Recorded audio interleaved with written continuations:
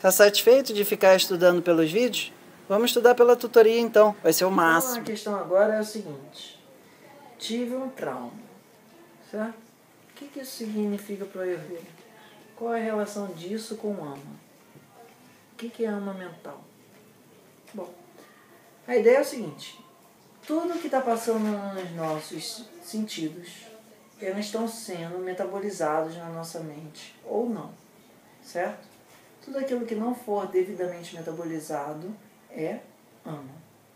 O mais legal dessa história toda, atenção nessa parte, é que essa ama é cristalizada em vários tecidos diferentes, em vários dados.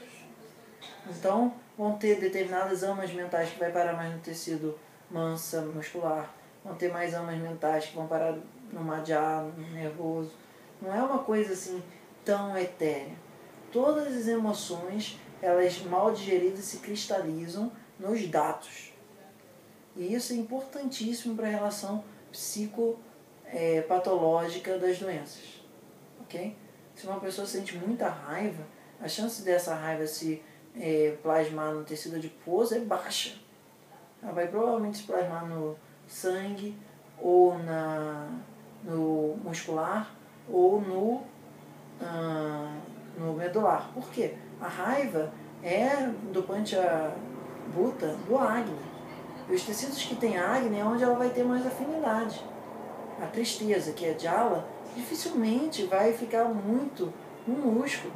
Vai até ficar, porque o músculo tem um pouco de Jala, mas vai ficar muito mais no adiposo, vai ficar muito mais no plasma. A pessoa vai chorar muito mais, vai inchar muito mais, vai engordar muito mais. Pode ser que fique no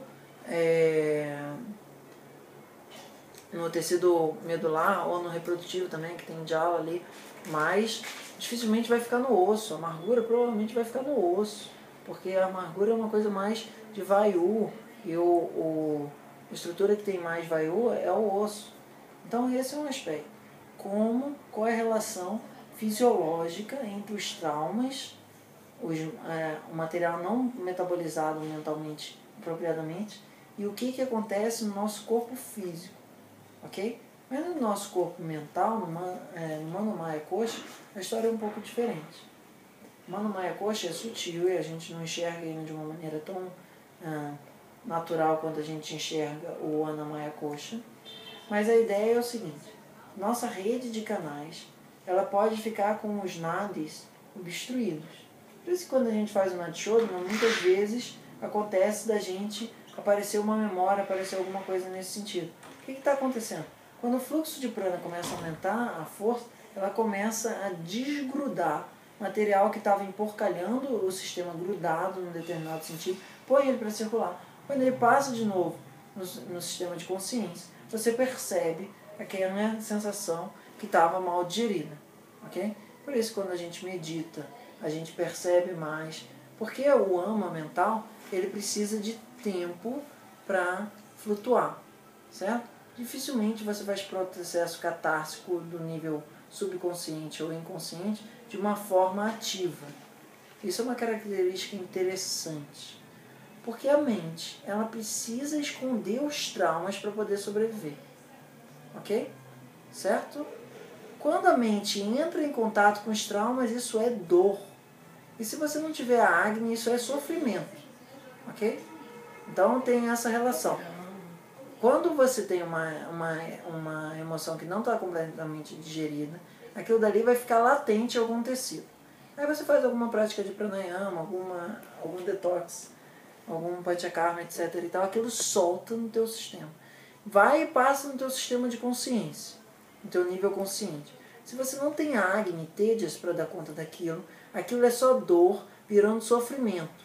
Você fica preso dentro daquele círculo de sensação e emoção. É por isso que a gente tem várias técnicas para fazer com que esse círculo de sofrimento não fique te torturando, certo? Veio um impulso, ele entrou no teu sistema, você se identificou com ele, a porta fecha e ele fica dando looping ali. Se você não tem tejas para dar conta daquilo, você fica eternamente sofrendo por uma coisa que aconteceu na tua infância. Não importa, isso é infinito. Se você não tem tejas ali, por isso que os mantras são tão importantes. Porque ou o mantra vai atacar aqui em cima e bluff, explodir aquilo, ou ele vai abrir a porta e permitir que aquele pensamento continue. Esse processo se dá pelo arrancara, pela tua identificação com aquilo. Certo? É a compulsão, a repetição, né, da psicanálise. A repetição da psicanálise se dá pela identificação do que o Ayurveda chama de arrancara. E o mantra é uma das ferramentas que a gente tem para fazer com que aquilo dali seja desidentificado. Então, a grande ferramenta do Ayurveda para diminuir as neuras psicóticas, nesse sentido assim de processos psíquicos que ficam te martirizando, é você entender aonde você está se identificando com aquele processo. Ok? Então, bom, existem 2 níveis de marcas.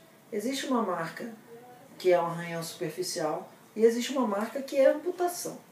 Ok? Essa marca mais superficial são sanskaras. São impressões no corpo mental da pessoa que, de repente, se você tomar um cuidado, o prana já reconstrói aquilo. Não feriu o grosso do teu sistema de identificação. Os vasanas, eles atacam o core, assim, o caroço do teu sistema de identificação. Então, quando você faz um vasana, provavelmente isso vai de uma vida para outra. São elementos tão chocantes no nosso sistema mental que quando esse sistema daqui for desestruturado, a parte que é mais mole da mente se dissolve e a parte que é mais central da mente se mantém e fica à espera do momento certo de ser reencarnada. Ok? Então os vasanas, eles ficam dentro desse caroço que reencarna. Os sanskaras dificilmente. A não ser que o sanskara ainda fique fazendo isso daqui 50 milhões de vezes a ponto de decapitar. Entendeu? Mais ou menos a dimensão da coisa. Mas os sanskaras são coisas que são traumas da nossa vida. Não são traumas que a gente traz de vidas passadas. De uma forma mais geral. Então, a cultura do Ayurveda e do Yoga tem essa percepção. Aqueles traumas que vêm de uma maneira muito sem explicação na vida da pessoa são vasanas. São aquilo que não permite você ter nenhum descanso mesmo. Só que eles normalmente ficam no nível inconsciente. Os vasanas moldam o teu comportamento sem você ter consciência deles. Os sanskaras, eles de alguma forma marcam o teu comportamento e você tem alguma noção disso. Muitas vezes, vários sanskaras reforçam vasanas, no intuito de que aquele vasana já veio e ficou causando vários sanskaras na tua vida para você perceber daquilo, e você não percebe, você fica botando a culpa no sanskara. Ah, eu sou assim porque eu nasci na família tal, porque aconteceu isso na minha infância tal, não sei o que e tal. Quando acontece até os seus 7 anos de idade, via de regra você pode supor que é vasana.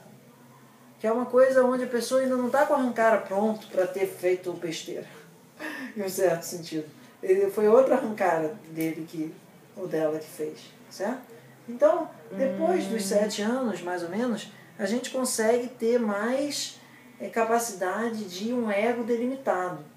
E aí, isso bloqueia um pouco os nossos vasanas. Ok?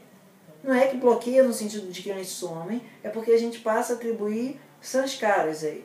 Certo? Ficou claro essa distinção entre um trauma mais dessa vida e trauma de vidas passadas? Isso é fundamental, porque isso é elemento constitutivo da psicologia dentro do mundo védico.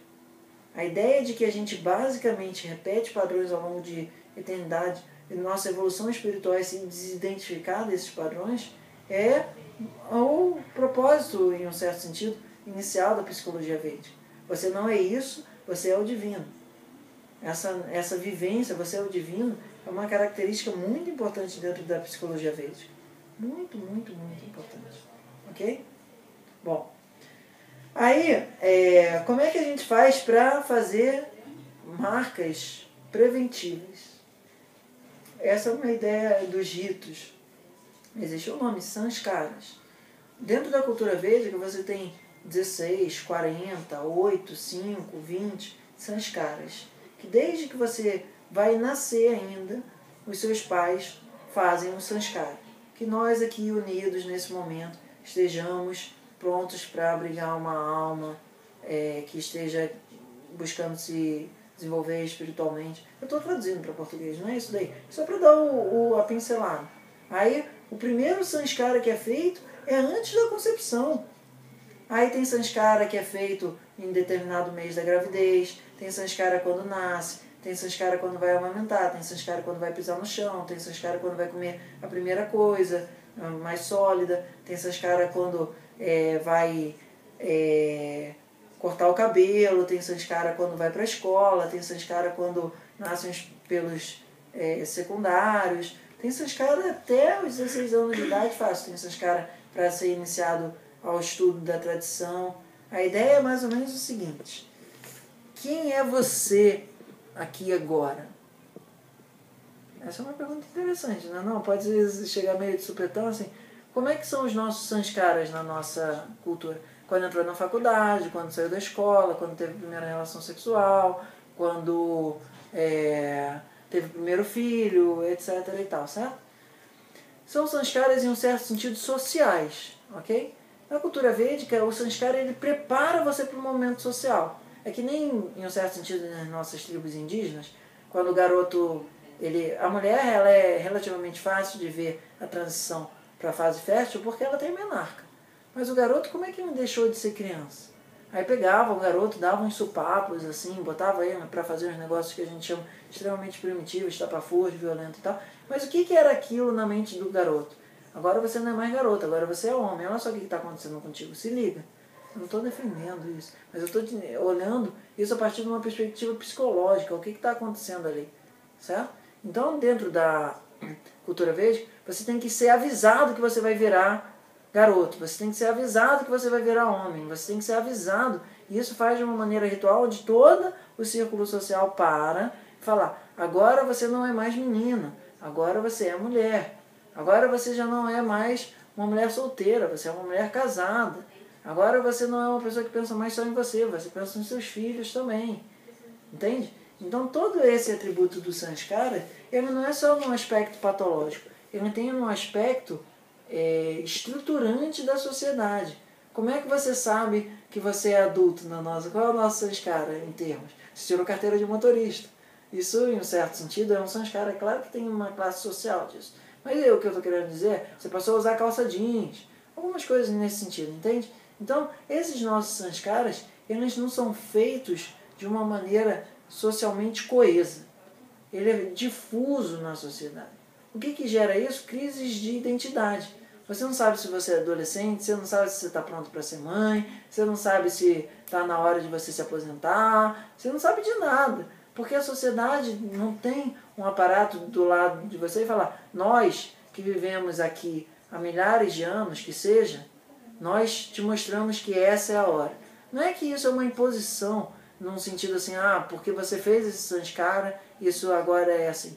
É porque existem ritmos fisiológicos que a cultura comum guarda, mas que a pessoa não sabe, certo? Então esse reservatório de conhecimento, ele é transmitido socialmente na cultura védica através desses sanskaras, que podem ser uma quantidade muito grande dependendo da casta ou qualquer coisa assim, mas o fundamental é um comunicado.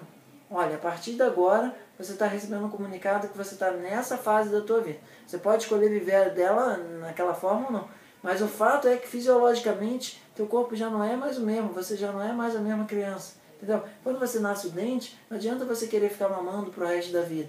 Quando você começa a conseguir andar, não adianta você querer ficar no colo o tempo todo. Você tem que ser avisado. Tirar o chupeta não é alguma coisa assim: agora você não pode tirar mais o chupeta. Não, tem que fazer um ato dramático para impactar a mente da pessoa, e sempre que a pessoa vier com aquele comportamento ainda, você fala: não, você já passou por aquele sanskara, lembra? Aí a pessoa fala: eu lembro. É forte o suficiente, é teatral o suficiente. Entendeu? Uhum. Então, os sanskaras, ele tem essa característica mais do estudo patológico, mas também do estudo de estruturação de uma psique saudável. Já não é um vássana. Certo? Bem, até aqui? Namami Dhanvantari Madidevan